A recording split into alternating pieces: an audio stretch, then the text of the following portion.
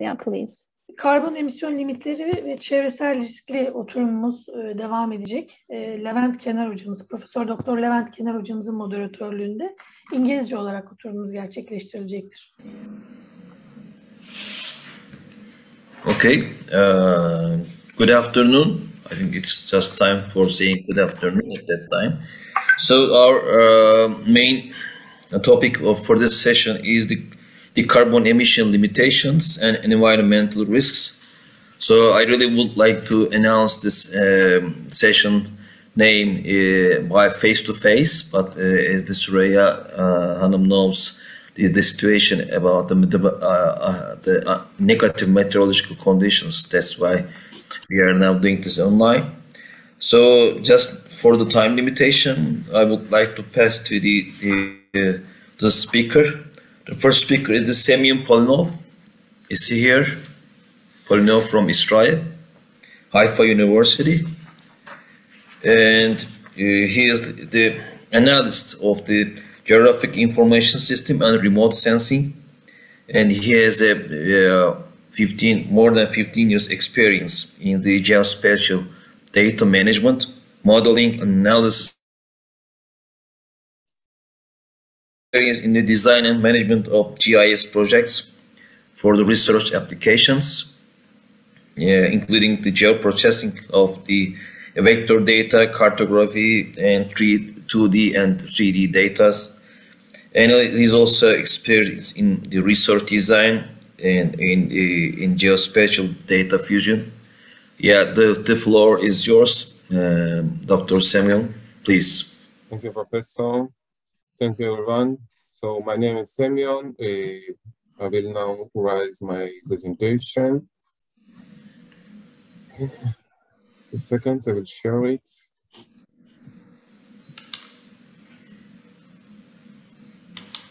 Okay, so great. Do you see my presentation? Yes.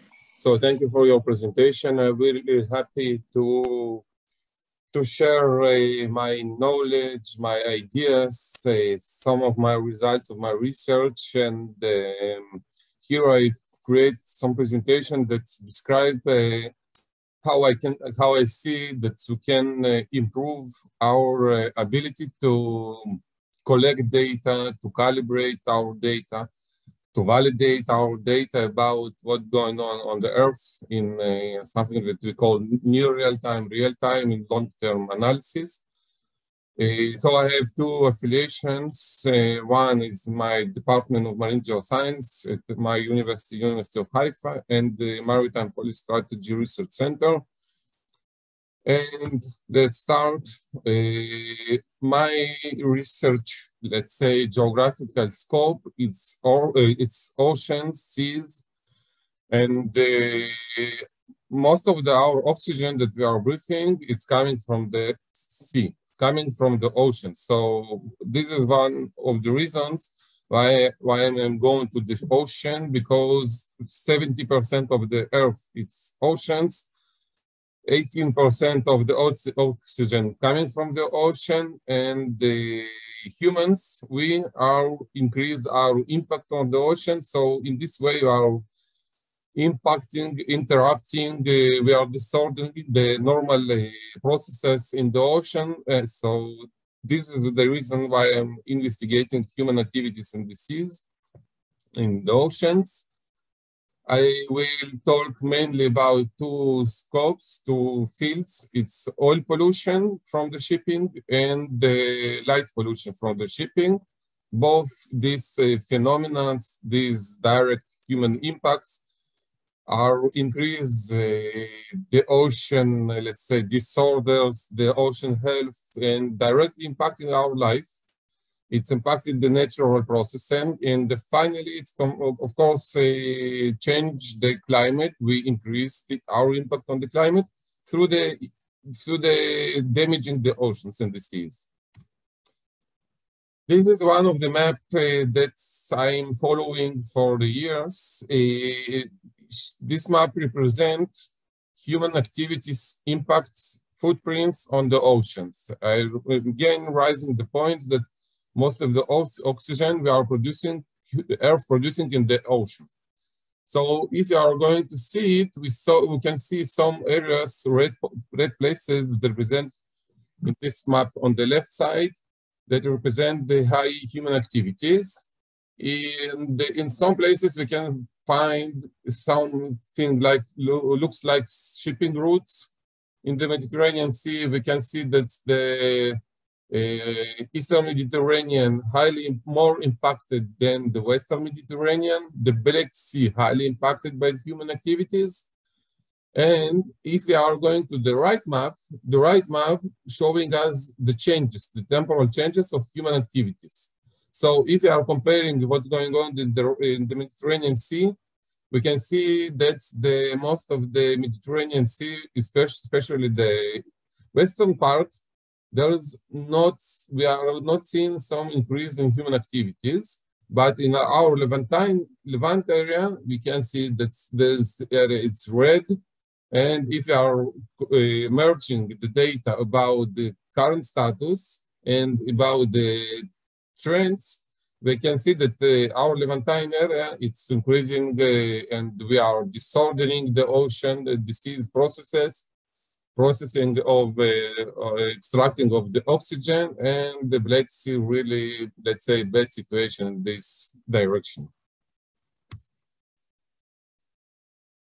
So if we are going to the oceans and we want to understand how we can change, how we can improve the health of the oceans and the seas, we need to look on the shipping. Vessels in the world, we're speaking about 200,000 of vessels that crossing from port to port, and in the Mediterranean Sea, we're speaking about something about 10,000 vessels in each time. This is the amount of the vessels. The heat map showing us the main routes. So if we know the main routes, we can understand what is the areas that under high pressure of human activities, because we know that vessels producing a lot of gases emissions, they are producing lights, they are producing noise, they are producing a lot of footprints that not so good for marine environment. We can see that a lot of the vessels that crossing the Mediterranean Sea, they are cargo ships. Some of them, they are tankers, and each one of the vessels, each one of the segments producing different footprints. What is the ways how I'm measuring the first field is oil pollution. If we will take the case of Banyas, before 1.5 years, somewhere in August, there was in the pollution from the oil refinery.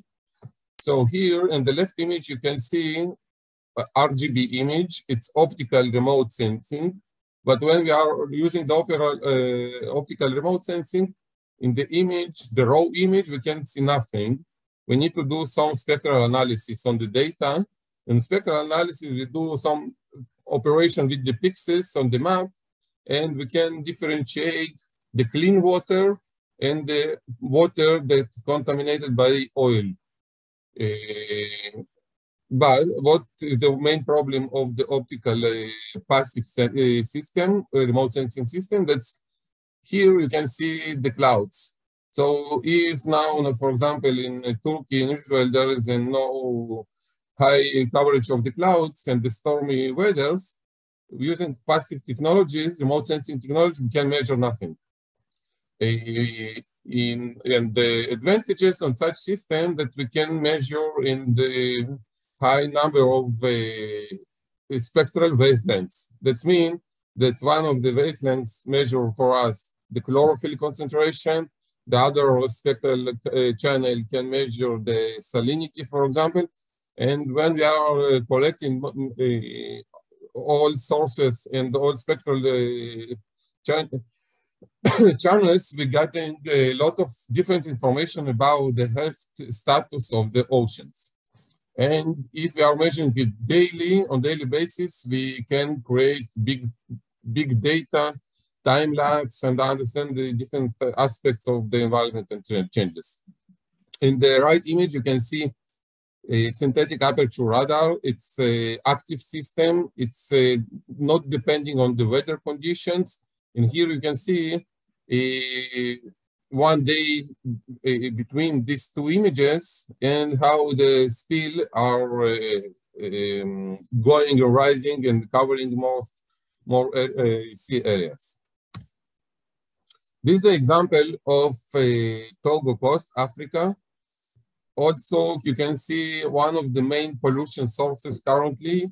It's coming from delivery discharges. What is delivery discharges? Is when vessels are moving on some line and deciding to drop ballast water or other type of wastes from the vessel. They are dropping and they are creating some type of footprint. This footprint is about, as you can see, 40 kilometers of highly concentrated hydrocarbon seawaters. And in this map, you can see results of my research that's published. You can see DOI in the down of the page.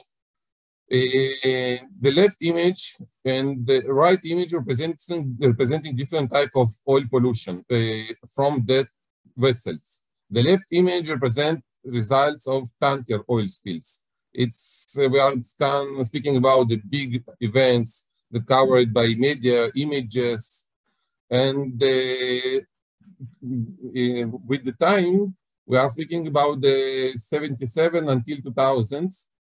There are some reasons why I cut the data until here, but generally, if we are going on this map, we can see that most of the tankers events, oil spills, happened near the coast. Why? Because this is the closeness to the facilities and it's not deliberate. But if we are looking on this map, it's deliberate discharges of discharges from the vessels. And we can see quite deeper opposite picture. That's mostly coastline are not suffering from the oil deliberate discharges. Why? Because vessels don't want to be covered. That means that vessels, when they are crossing the Mediterranean Sea, for example, in this area, in our area, they are trying to go far from the coast and to drop their wastes there. If we are comparing the amount of the spills, 1 year of deliberate discharges, like you can see here, it's compared to 70 years of the tankers. So to conclude this paper, our problem of the oil pollution of the Mediterranean Sea, it's not tankers. It's deliberate discharges by cargos, by bulks and other vessels that deliberately dropping wastes to the sea, and not tankers. And the second, my field of my research, it's light pollution from the vessels.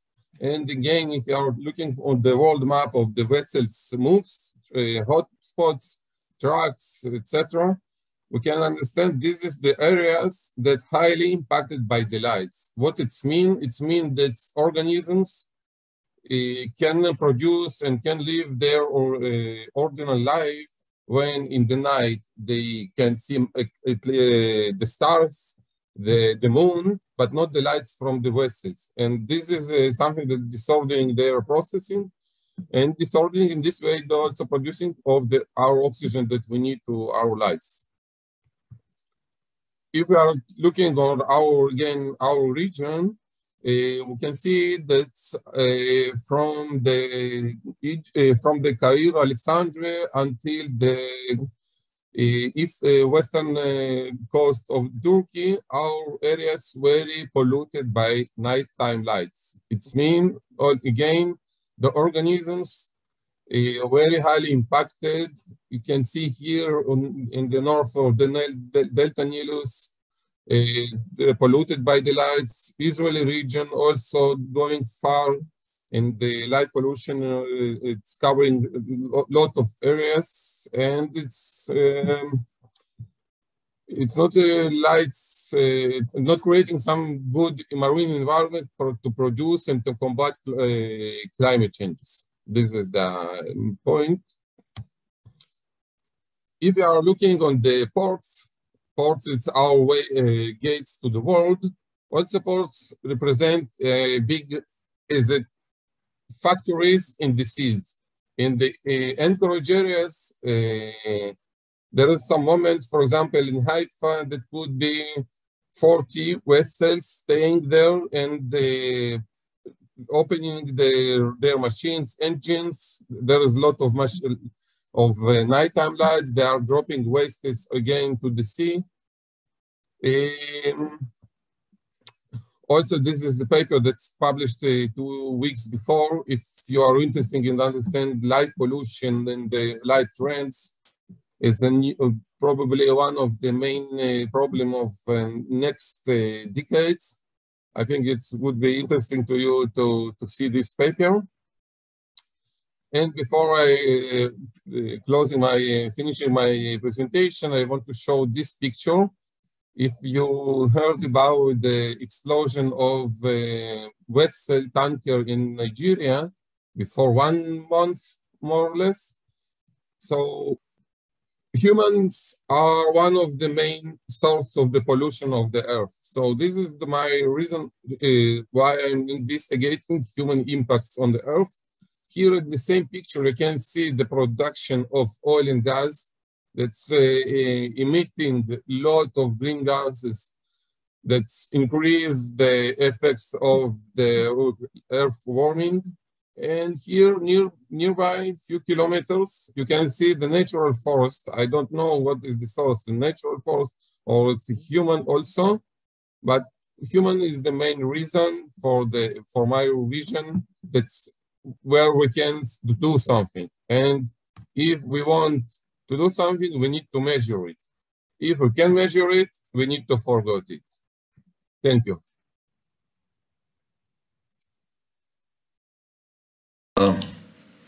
Thank you, Dr. Polino.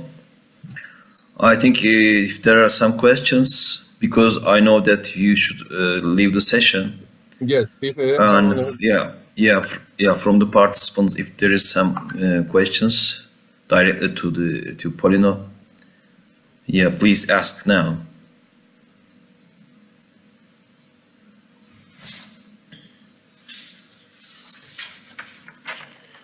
I think there is no question. Thank you, Dr. Polino. Thank you. Thanks for participation. Thank you. Okay.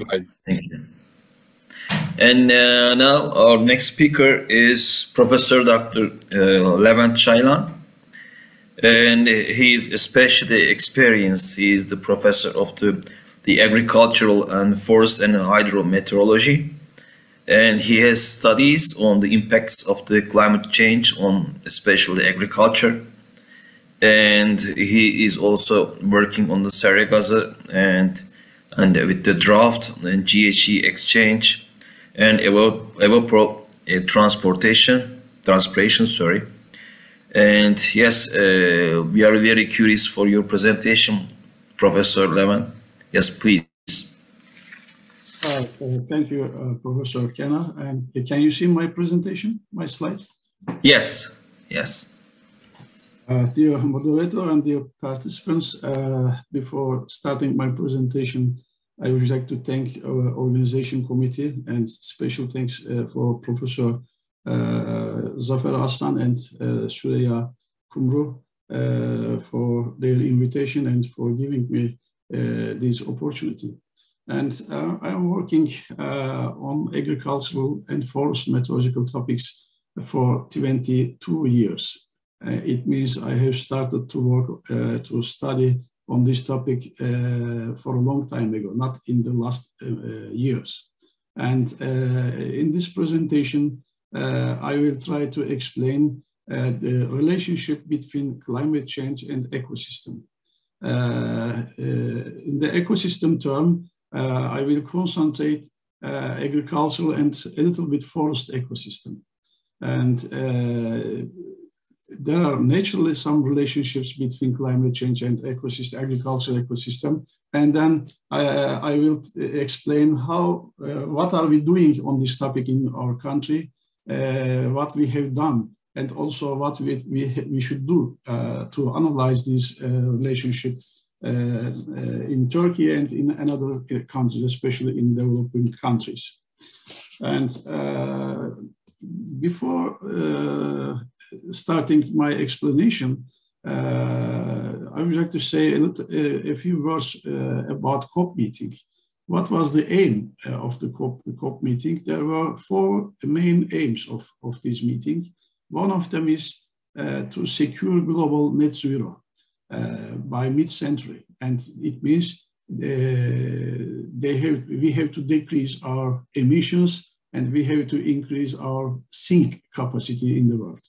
Another one is adapt to protect communities and natural habitats, and it means we have to work adaptation potential, and also we have to protect agricultural production, and also naturally for this type of things, the countries should mobilize their financial support, and we have to work together.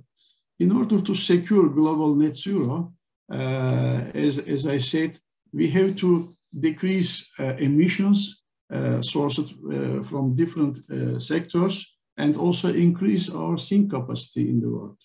And terrestrial ecosystems are one of the important components of carbon and also for water on the Earth, and they play a very critical role in the global carbon budget and national carbon budget too. They release and also they capture carbon from the atmosphere and to the atmosphere. In general, we are talking about for carbon dioxide, but naturally there are different type of greenhouse gases too. And first of all, I would like to show you the global situation, global greenhouse gas budgets and global sources and sinks in the world. And there are 2 main sources in the world. One of them is fossil fuels. And it is very high, approximately 35 gigaton carbon dioxide, equivalent carbon dioxide per year goes to the atmosphere from fossil fuels. And another source is deforestation, land use change actually. And there are 3 sinks in the atmosphere, also in the Earth's surface. One of them in the atmosphere, they capture per year approximately 19 gigaton carbon dioxide. And another important sink potential is in the terrestrial ecosystem is land. And another one is ocean. It means land surface and also ocean surface play a very important role to reduce greenhouse gases or to remove greenhouse gases from the atmosphere. That's why we have concentrated on this topic in our country. Also, we have concentrated the impacts of climate change on agriculture. And have a look now, distribution of greenhouse gases in global, naturally, between 1990 and 2019. And in general, 76% of global greenhouse gases comes from energy sector. If you look at agricultural sector, approximately 12% comes from agriculture, and also land use and land use change and forestry plays very important role in the global greenhouse gas budget. If you look at the greenhouse gas budget for Turkey, in our country, energy sector accounted for approximately 70% of total global greenhouse gas budget, and also agricultural plays approximately 13 and 14% if we don't include land use and land use change and forestry in the global carbon budget. And forest sector plays very important role because they have very high sink capacity. It is approximately 20% was in 2019. And total amount of land use and land use change and forestry sinks approximately more than 80 million tons per year carbon dioxide equivalent from the atmosphere. And if we look at the components in order to calculate a global or national carbon greenhouse gas budget, you have to concentrate the components of the sectors. In the agricultural sector, there are some sub-components. One of them is enteric fermentation. Approximately 50% of agricultural greenhouse gas budget comes from enteric fermentation. And second one is agricultural soils plays a very important role in our greenhouse gas budget in agricultural sector. And third one is manure management. Manure management is also a very important component in the calculation of agricultural greenhouse gas budget. Another components, especially rice cultivation, field burning of agricultural residues, and urea applications have very little impact on our global carbon, in our national greenhouse gas budget. And now we can look at land use and land use change and forestry, this time series of this value during the last 30 years. In general, forest land plays very important role in this component in the calculation of our national greenhouse gas budget.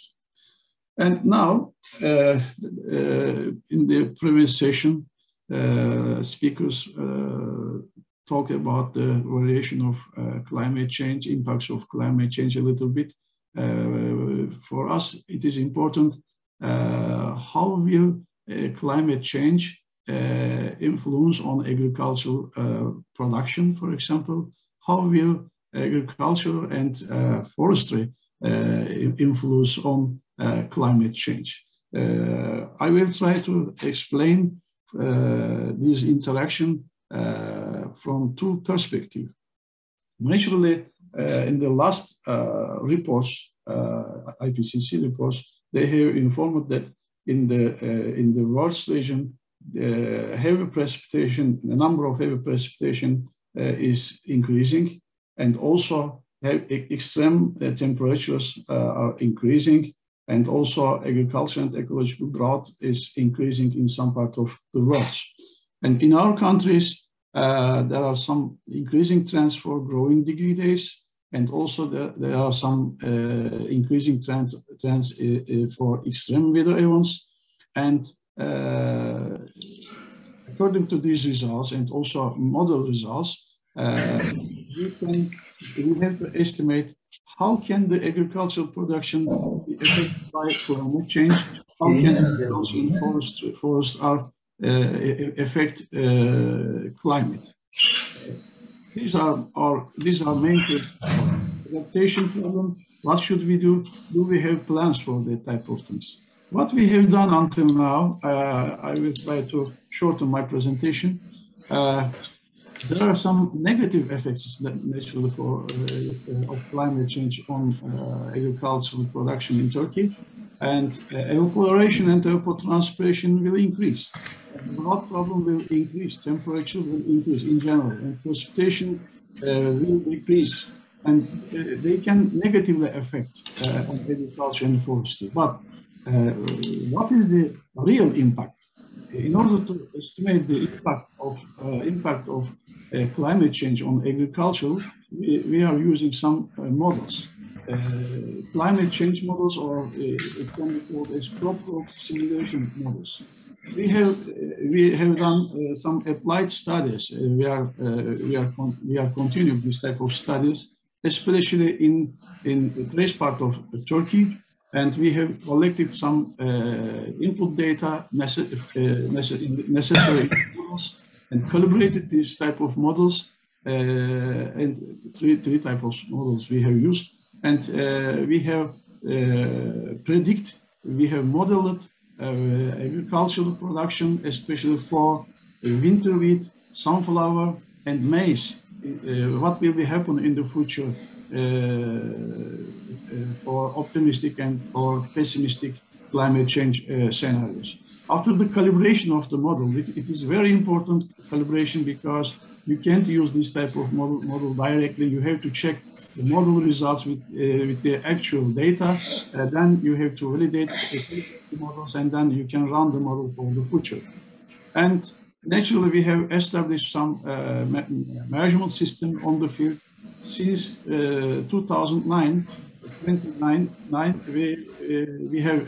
We are working on this field where we are working in the aquaculture, soil, water, and agricultural methods. We concentrate, and also we have done some studies in southeastern part of Anatolia too, especially for on soil carbon dioxide fluxes.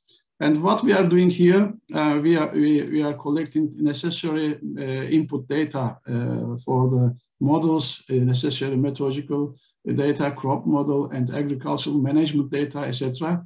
And then we put them in the models, we calibrate the model, and then we collect and observe all kind of the data here to model, to simulate crop growth, and also to estimate impacts of climate change.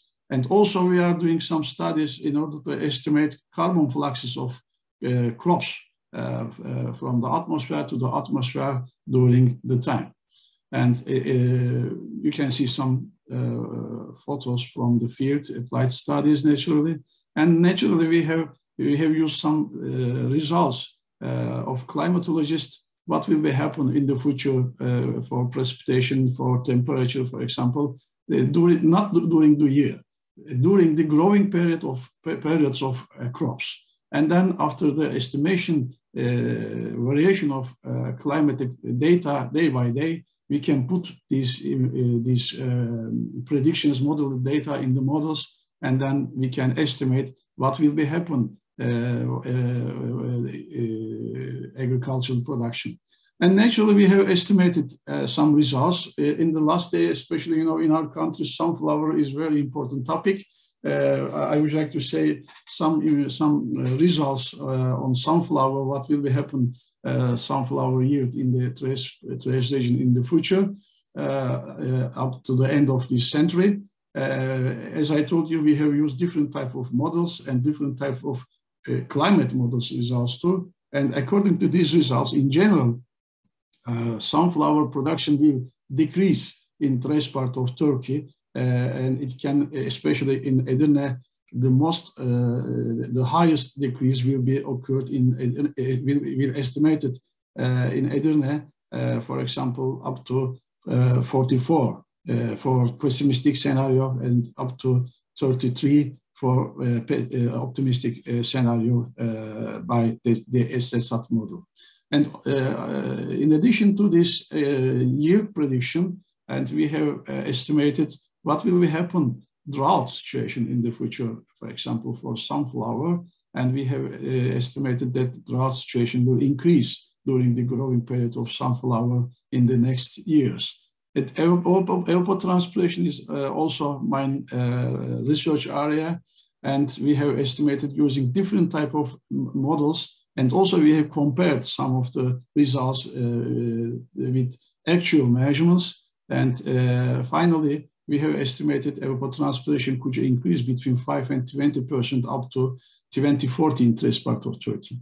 And naturally we are still working with some researchers in Europe. We are comparing different type of models in order to estimate a better crop yield and growth of the crops. And in addition to this, we are, as I told you, we have concentrated approximately in the last 20 years the impacts of climate change, the impacts of agriculture on climate change. And how can agricultural influence on climate change? By greenhouse gas fluxes. And that's why we have measured photosynthesis, we have estimated photosynthesis and respiration, and the difference between photosynthesis and respiration gives a net ecosystem exchange. Net ecosystem exchange can be negative or positive, it can be emission or sink too. And for this reason,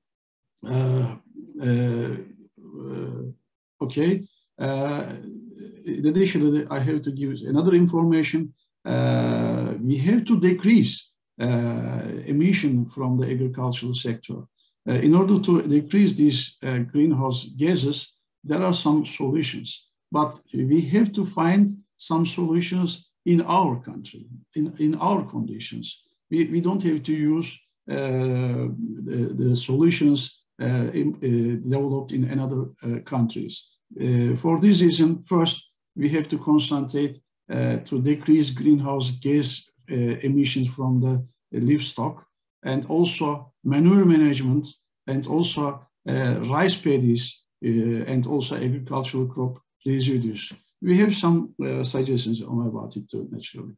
And what we are doing to measure carbon fluxes in order to find emission and sink coefficient to calculate greenhouse gas budget from agriculture and forestry. We are using internationally accepted micrometeorological methods and technologies on the field now. We are using now eddy covariance method, and we are measuring carbon fluxes in an interval of 10 Hz during the growing period. And you can see here our research area. We are concentrating now trace part of Turkey. We observe phenological development of crops. We collect the data, and also we measure actual data, and we use this type of data in order to find some models, some equations. And also you can see here, for example, net ecosystem exchange of winter wheat, and also respiration of winter wheat and gross primary production of winter wheat.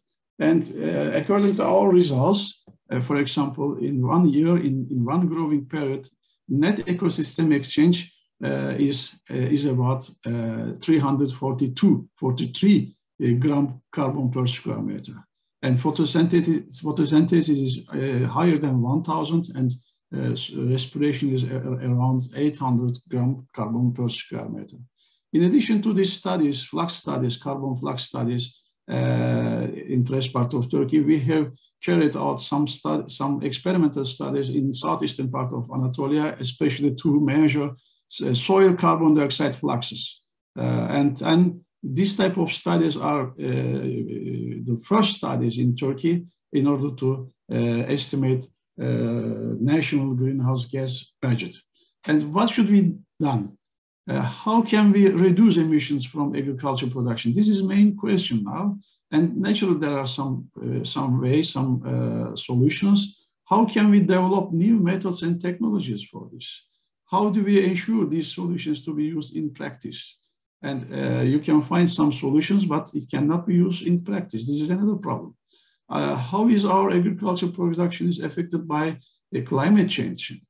This type of, in order to answer this type of questions, we have to concentrate actual measurements, specific studies, and experimental studies, and to collect actual data. And we can use some models. We can find some modeled results, but if you don't compare these results with the actual data, you can't say anything. And what we have to do, and for example, we have to measure carbon fluxes in the forest area.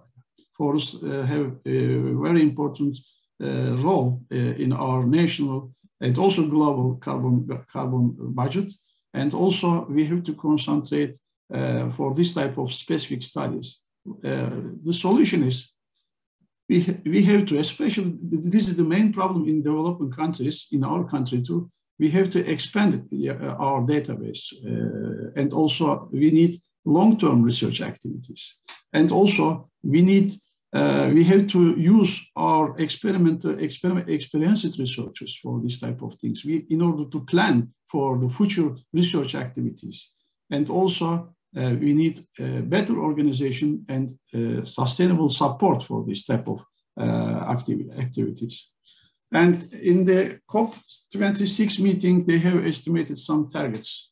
Naturally, it is important to estimate the targets. While targets are important, but they must be translated into action fast. If we don't do it, and we cannot find some solutions. Thank you very much for attention.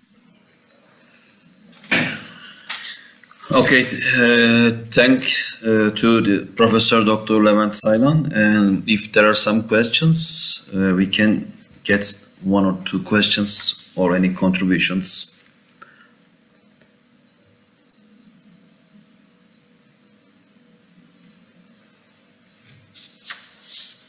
I think no question, so we can pass to the other speaker. The other speaker is Professor Dr. Erginbay Uğurlu. He is a professor of econometrics. He had the PhD degree in the field of econometrics in 2011, and he also carried out research in Columbia University Department of Economics as the visiting scholar. His research interests include econometrics, time series econometrics, panel data econometrics, and limited dependent variables. His Master of Science dissertation is Real Exchange Rate and Economic Growth, Turkey. And his PhD dissertation is Investigating Turkish Energy Market by Multivariate Linear Regression Analysis. So now the floor is yours, Mr. Erginbay Uğurlu. Please. Thank you. I will share my screen at first.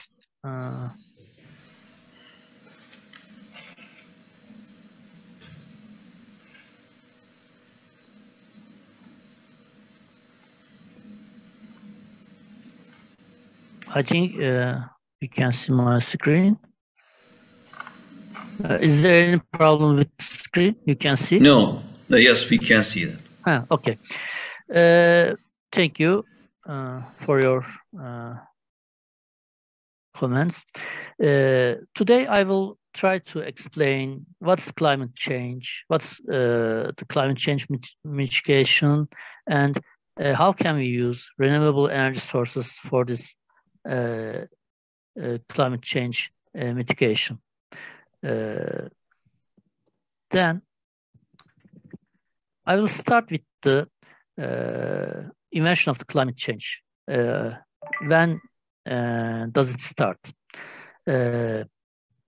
We know that climate change and environmental degradation is very vital issue for the world in these times. It started with the Stockholm 1972, the Conference of United Nations. Then name of the conference is United Nations Conference on the Human Environment. After this conference, the governments, not all the governments, but the governments and United Nations decided to take steps to mitigate the climate change. Then the first step on the issue were taken to the conference of the parties in 1995 in Berlin. They said the abbreviation of this conference is COP, then there will be COP2, COP3, it continues. It's important conference.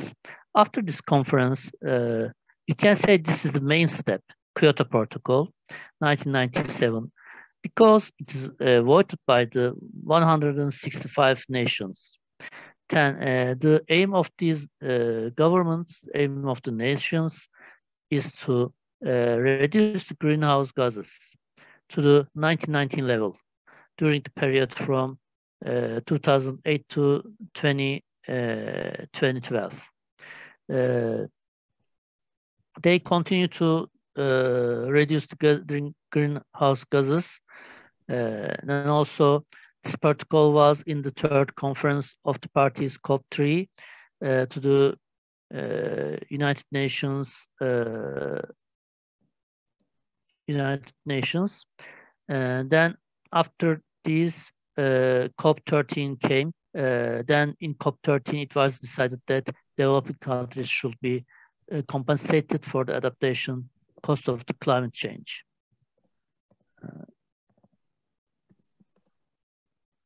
Checking my presentation. I think you can see my presentation. After these developments, 1972 United Nations Conference of the Human Environment did some new agreements. After this, 1973, European Economic Community adopted the program of the action. Then, very related thing with the climate change, sustainable development goals. In 2030 agenda for the sustainable development goals has 17 sustainable development goals and 169 targets.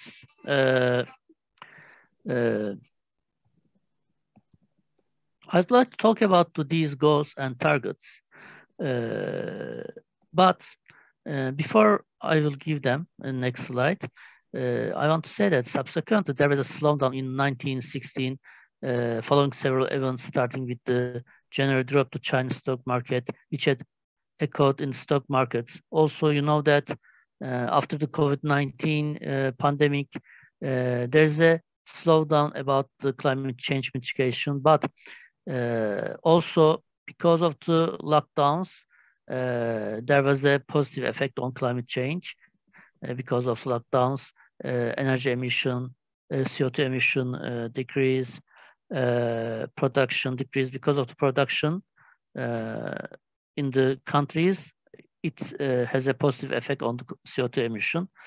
But it's not in the scope of my presentation.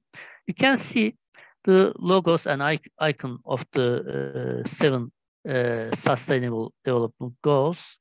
I would like to give brief information about them, but before it, I want to show the direction of the climate change. There's a good presentation, good graph about it, but main thing I want to focus in this graph.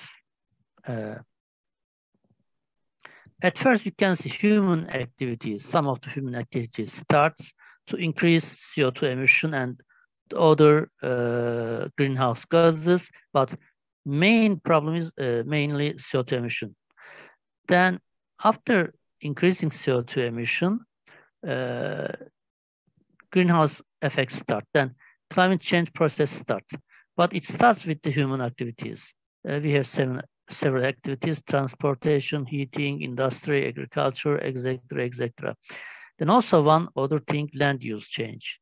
Land use change is not only directly affect CO2 emission, it is effect on carbon cycle, then carbon cycle affects greenhouse gases. Then after climate change process, we can see main climate characteristics. We have many climate characteristics. I will show them later to you. Then it affects measure traits. Then the way to having climate change effects is this in this graph.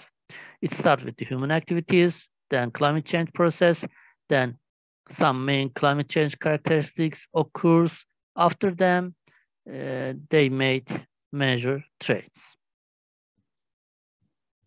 How can we see these measure traits? We can see them: sea level rise, global temperature rise, warming oceans, shrinking ice sheets, declining Arctic sea ice, glaciers retreat, and ocean acidification. I will show you data about this sea level rise, global temperature rise. Is it increasing or decreasing? It's increasing, but what the data says. But before this, I would like to give some idea about the 17 sustainable development goals.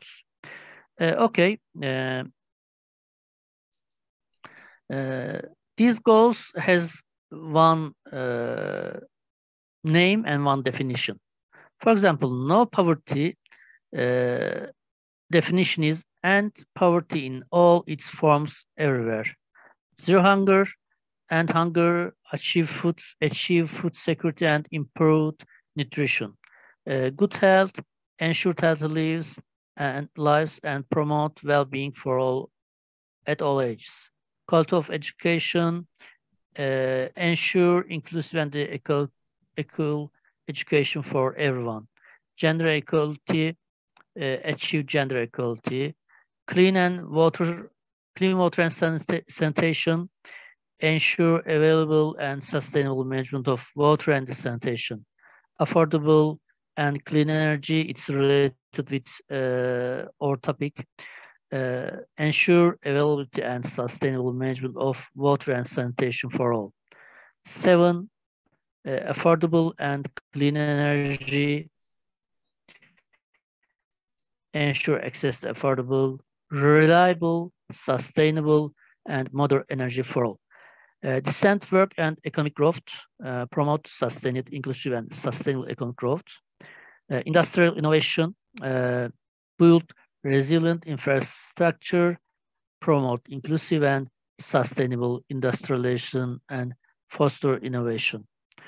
I don't read all of them, but I will talk about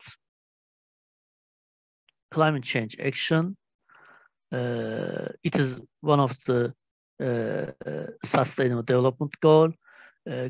Take urgent action, combat climate change and its impacts. The sustainable development goals, some of them indirectly related with the climate change.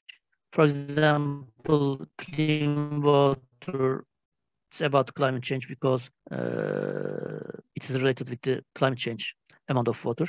But 13th action, climate change action is directly related with the climate change mitigation. That's why sustainable development goals are important for us to understand climate change. Okay, we will see data about these observations which declares the climate change. For example, we can start with the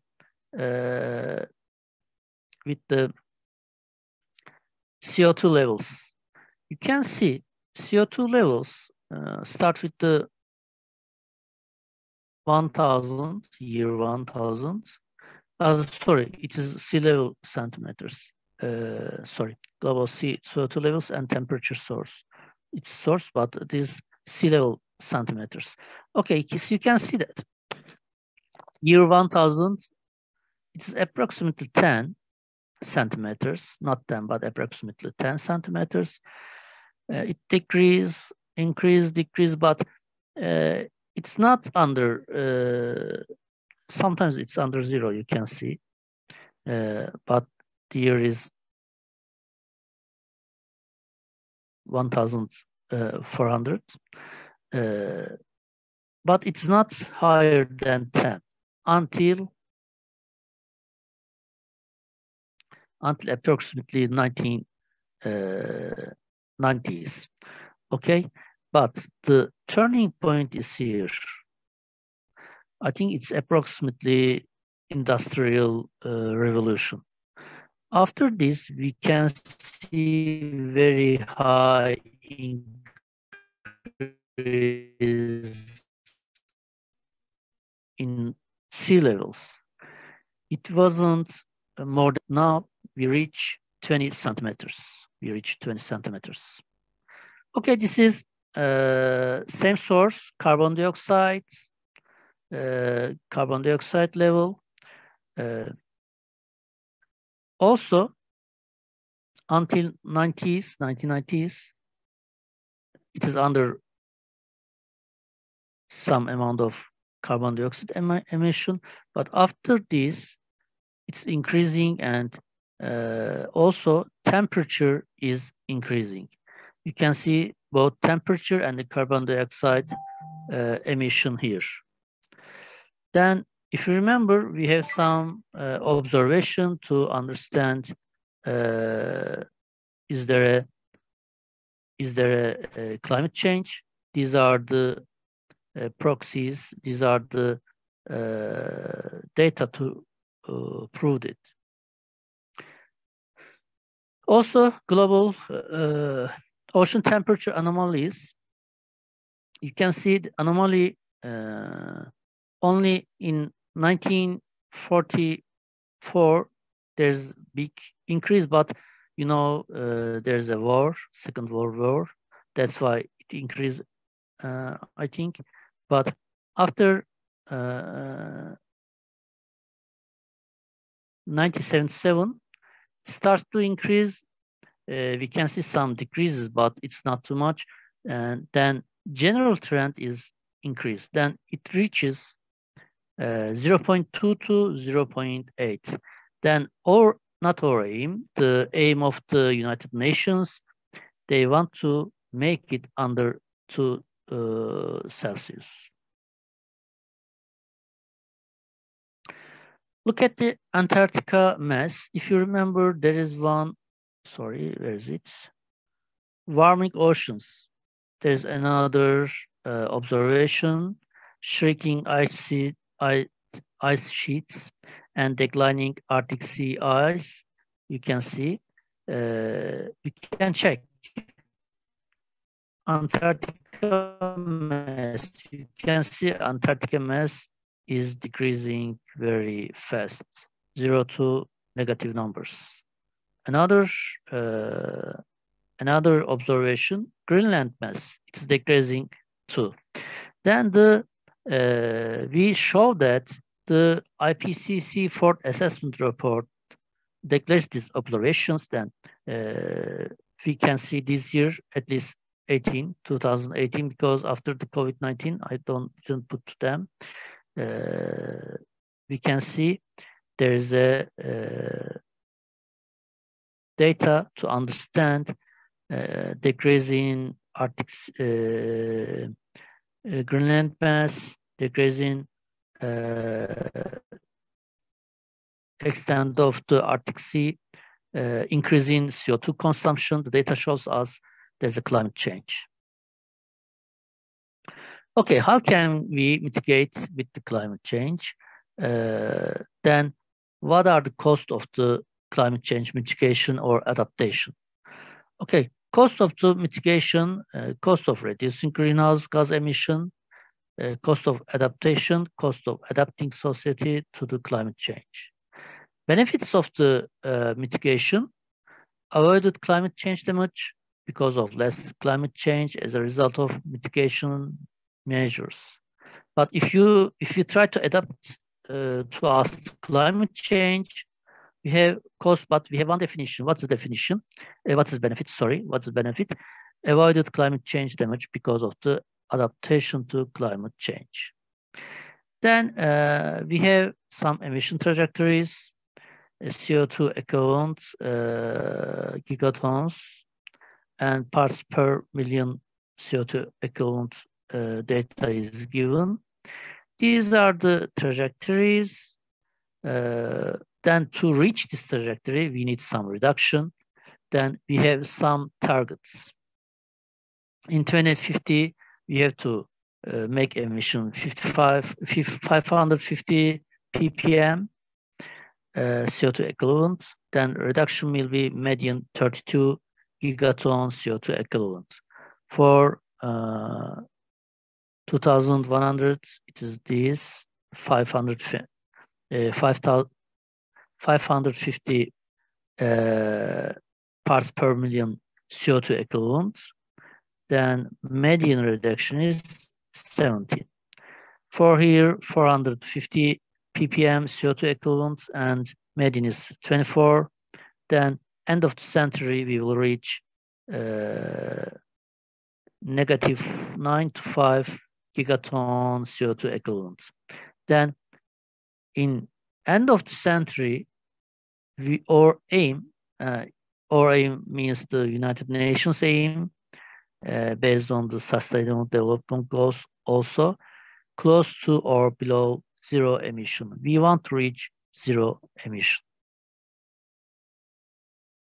Okay, second topic in this presentation. First, what's climate change? What is the observation to understand there's a climate change? Then second thing, how can we mitigate the climate change?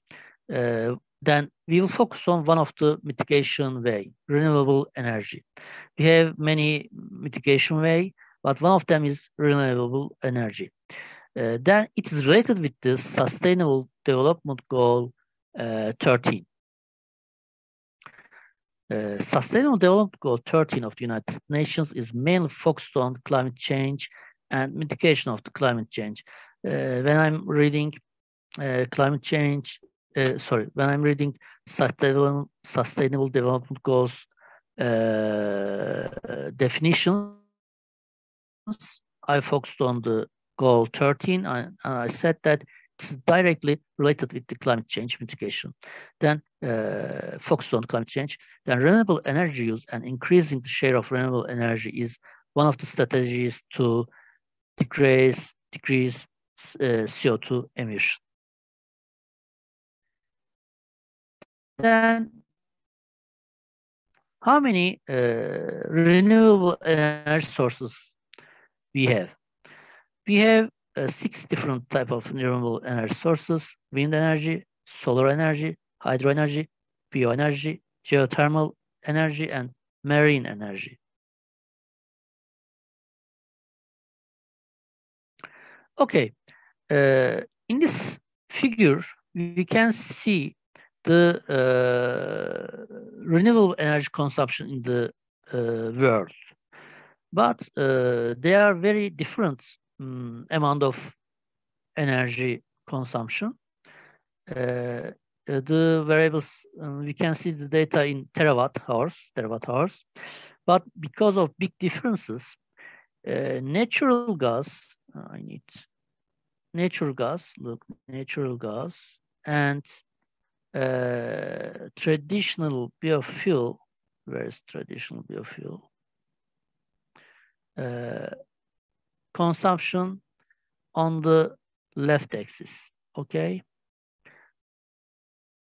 Yes, traditional biofuel is this, sorry, this is traditional. On the left axis, okay. Why? Because you can see it's 10,000 and approximately 10,000, nearly not constant, but it's smooth, it's have volatility around the 10,000.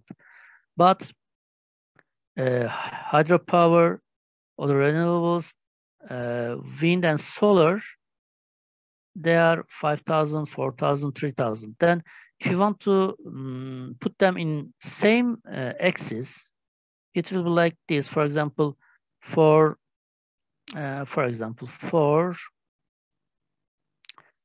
hydropower, it will be like this. Then we cannot understand because it is 1,000 only, but biofuel starts 10,000. Then we cannot understand their fluctuations. That's why you can see natural gas and traditional biofuel in the left axis. Then you can understand difference between them. You can see it starts with approximately 5,000 terawatt hours natural gas. Then it reaches approximately more than 30,000 terawatt hours consumption in the world. But you can see other renewables, hydropower, etc., approximately 1,000 terawatt hours. It's not too much. We can understand that main renewable energy consumptions come from natural gas and traditional biofuel. Second group, hydropower or the renewables, solar and wind.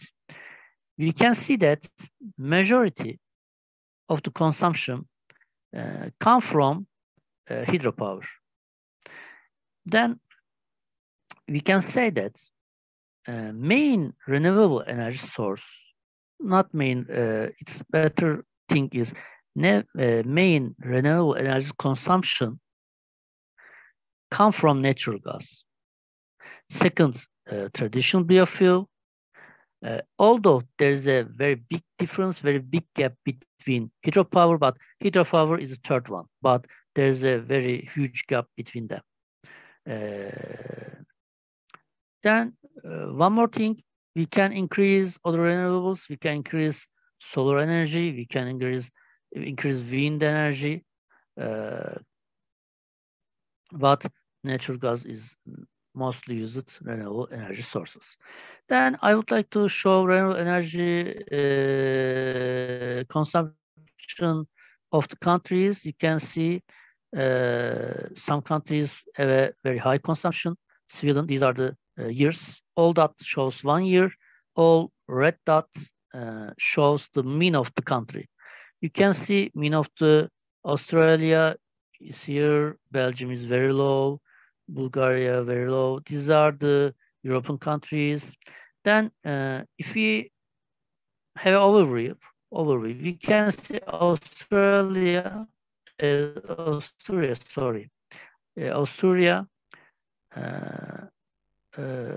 Croatia,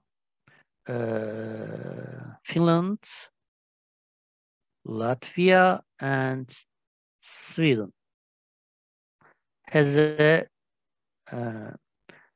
great renewable energy consumption. Then others, you can see Malta, United Kingdom, etc. Belgium has a very low consumption.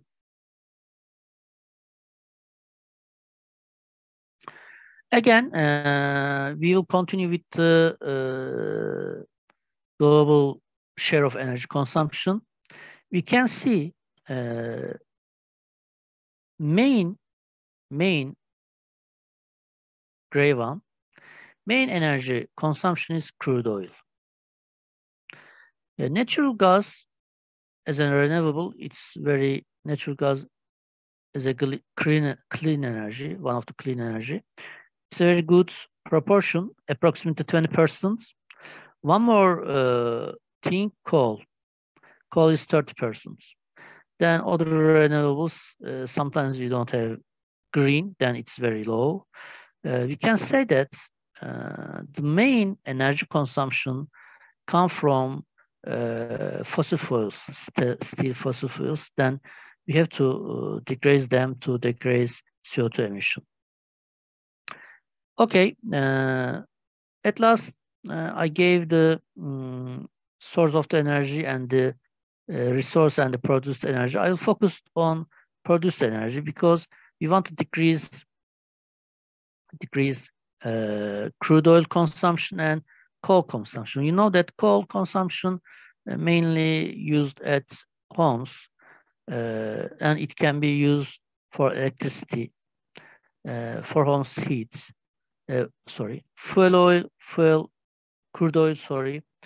Crude oil refined and used as a fuel oil. Then it is for the electricity or transportation. Then how can we decrease them? Which sector we can use decrease?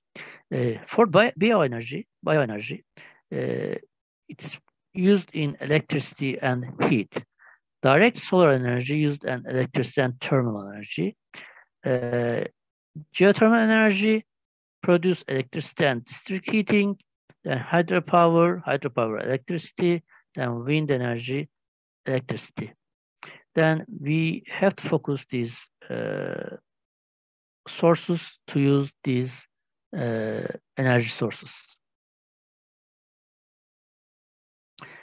In conclusion, I tried to give at first climate change definition, then the reason of the climate change, process of the climate change. After this, I tried to give some information about the renewable energy as one of the mitigation way to climate change. I try to give the source of the renewable energy and its usage in the world, what's the share of the renewable energy. Based on the data I gave, the environmental degradation, global warming, and climate change have interaction among them. We can see.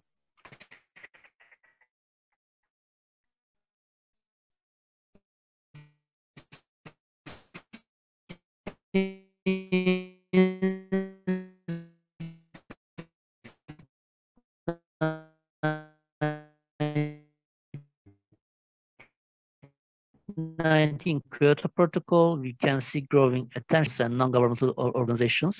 We using this. I would like to show you. I want to, my two book chapter from the Springer. I took the graphs and data from there. One of renewable energy sources, strategies for sustainable development in European Union. Second one is the renewable energy sources and climate change mitigation. I used these book chapters to prepare this presentation. Thank you for much watching. I hope it's good presentation for you. I will give the floor to moderator. Thank you. Okay. Thank you, Professor, for this very explanative presentation. And I think this was the last speaker of this session. And if there are questions from the last speaker or from the overall session,